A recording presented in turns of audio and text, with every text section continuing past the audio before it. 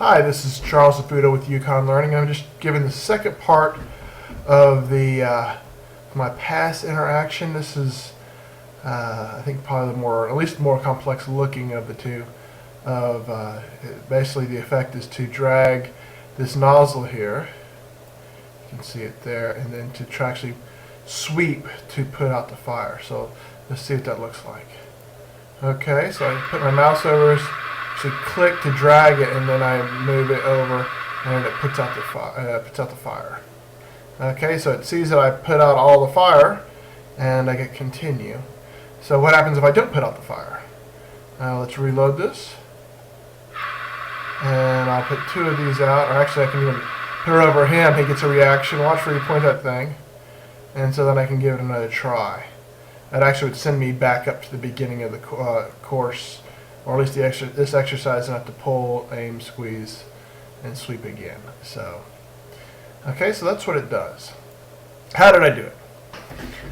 Okay, so I'll give you a little. I'll say that little disclaimer. I probably, now knowing what I know, I probably would have done it a little bit differently.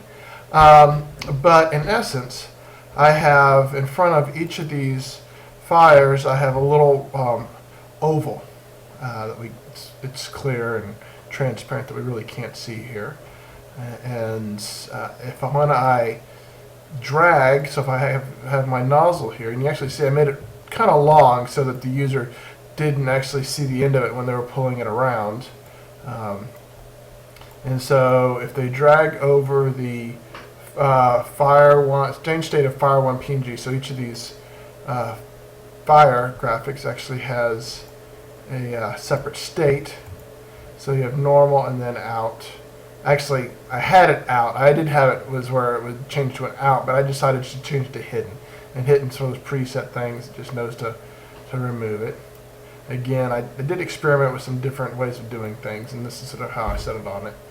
And then also, when it does that, it not only hides it, it actually sets it to sets an equation to true.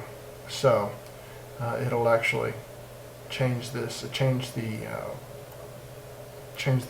equation. And what is that to open this up? And so it's fire 1. So that's my variable. It's fire 1. It changes all that. And once they all are changed to true, then I get it'll show the congrats page. If not all of them are changed to true, then I get the fail page. And then here's my watch it layer if I drag over him accidentally. So it's fairly simple. Again, it's just using layers, states, and triggers to sort of and variables to sort of calculate what's happening here.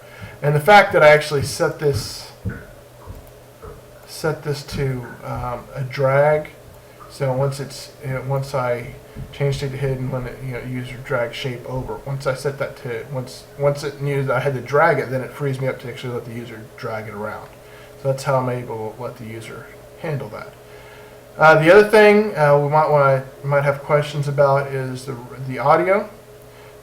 So whenever I put my mouse over the nozzle, it immediately starts playing the recorded audio, the nozzle sound. Or I guess it's the fire extinguisher sound. Also, when I move my mouse off of it, where is that one? Here it is. Stop media when it's no longer on top. So if I'm on top of it, it's playing. If I'm not on top of it, it's not playing. And also, I have this as a change state when I'm normal or I hover. So when I'm hovering over it, it's spewing out the stuff to spray onto the fire. The other thing that you might be interested in is the gauge. Simply, this is just when I mouse over it or click on it, actually mouse over it, it starts this little countdown, and this is just a series of little pie shapes that sort of animate through to the end, and that's when it ends. It's actually when it sort of ends my whole slide. I hope you find this useful. If you have any additional questions, just let me know.